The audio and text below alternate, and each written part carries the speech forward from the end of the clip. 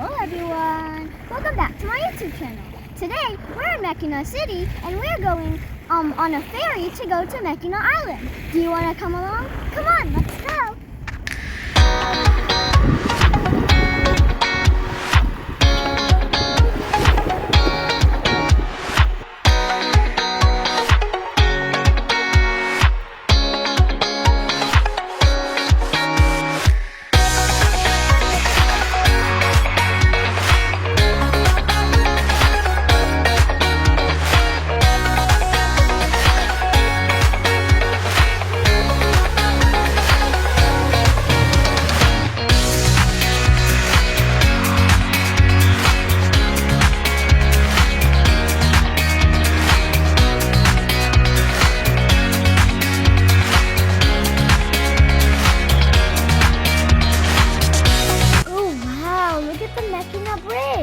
We are going to go under it.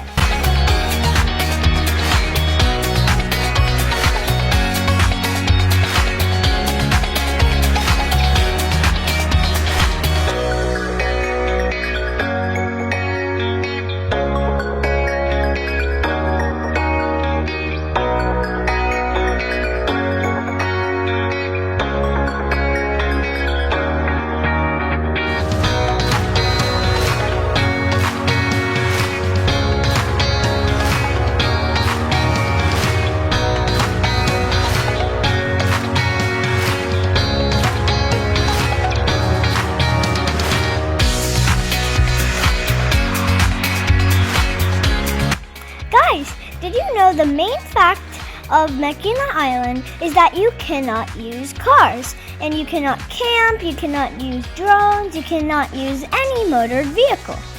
But you can use biking and horse carriage and obviously walking.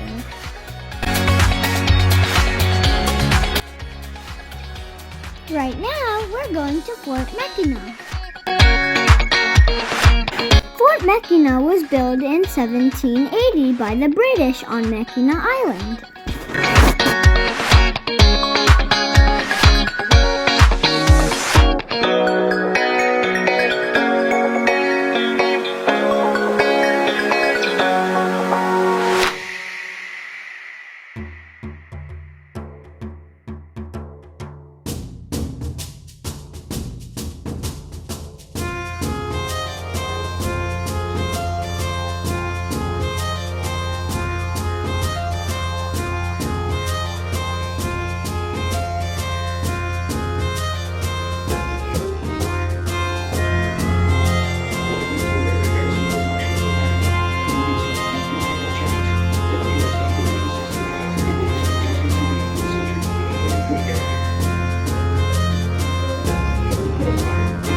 The British built the fort during the American Revolutionary War to control the straits of Mackinac between Lake Michigan and Lake Huron, and by extension, the fur trade on the Great Lakes.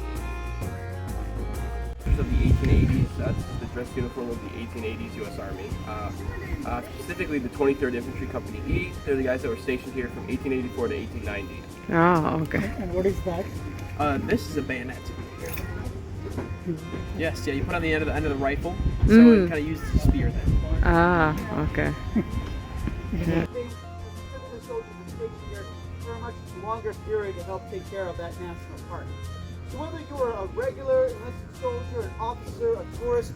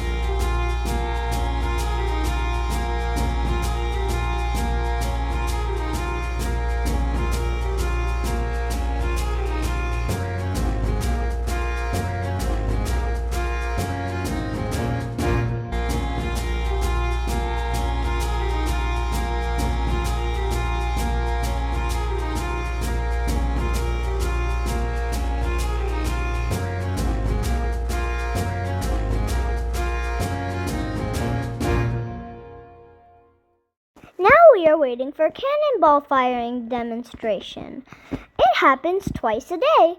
So come on, I hope you enjoy. Jack and I are both wearing the dress uniform of the U.S. Army of the 1880s. In particular, the 23rd Infantry Company E. They're the guys that are stationed here at Fort Mackinac from 1884 to 1890. Now, while these guys are stationed here, they're in a really unique situation. They're actually serving as the caretakers for Mackinac National Park. It's actually the second national park in the country. It was located here on the island. Fort Mackinac was the headquarters for this national park. Now we're going to load our charge. Our charge today is 5 ounces of black powder. Now, in the 1880s, they would have used 10 ounces of black powder. Now we can move our gun into its firing position against the wall.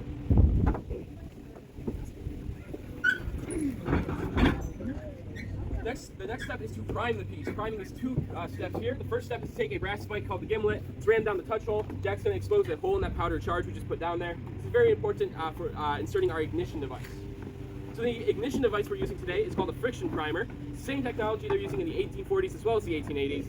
It's a little brass tube with gunpowder in it, and at the top of this tube is a pin. Well, where the pin and tube meet is a chemical. It's called fulminate of mercury, very friction sensitive. When you pull the pin with enough force, it creates a spark in that fulminate of mercury. It'll travel down the pin into the gunpowder and jet a flame into our charge, which will actually set the cannon off. Now our last step is to attach our firing lanyard, which means it's my time to remind you this is a cannon. It's going to be loud. I'd advise you to either cover your ears or keep your cameras out depending on your priorities. With that, there are 2 commands left to give. They are ready, fire! Oh.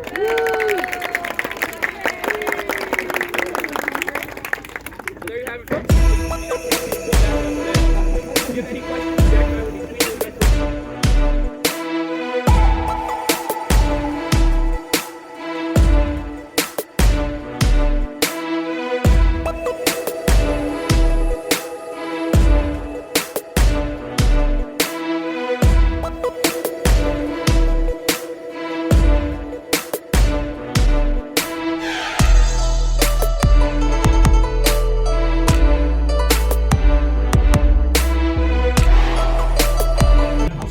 Watch stories that happened through 1700s and 1800s. And Ireland and the dependencies thereof, and the United States of America and their territories, and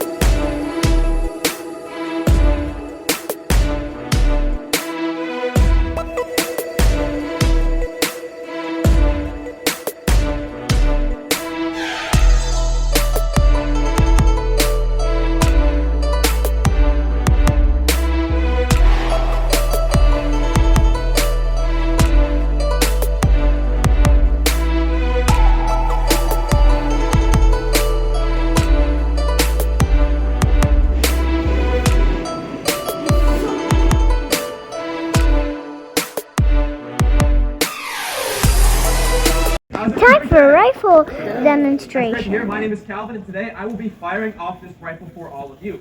But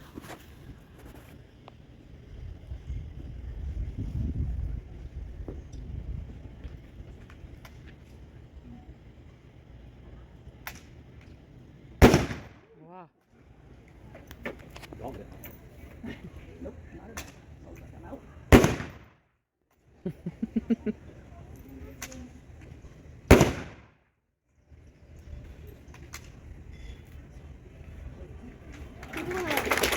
native allies and ambush invaders in a bloody skirmish.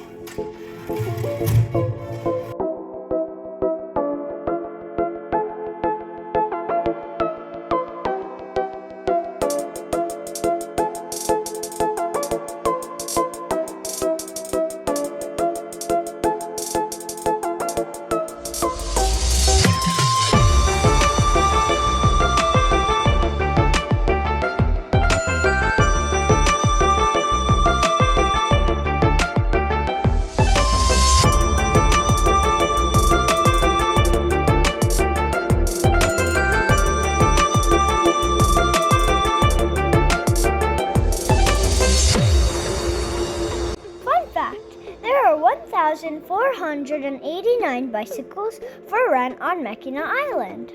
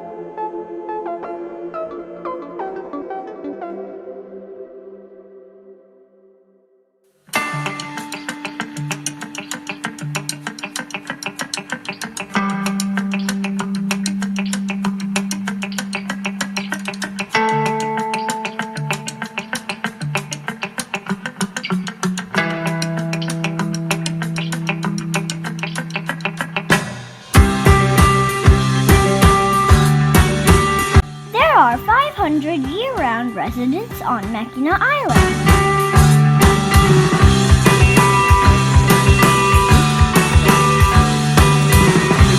Here's a fun fact. Mackinac Island uses 10 tons of Michigan sugar per week. They make different types of fudge.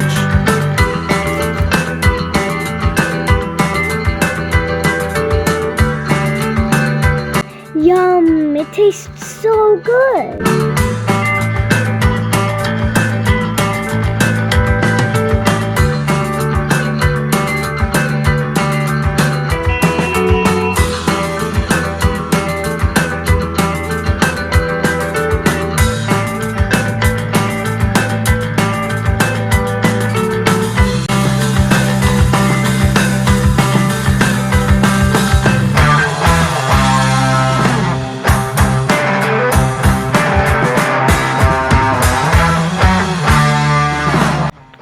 Had so much fun exploring this beautiful Mackinac Island.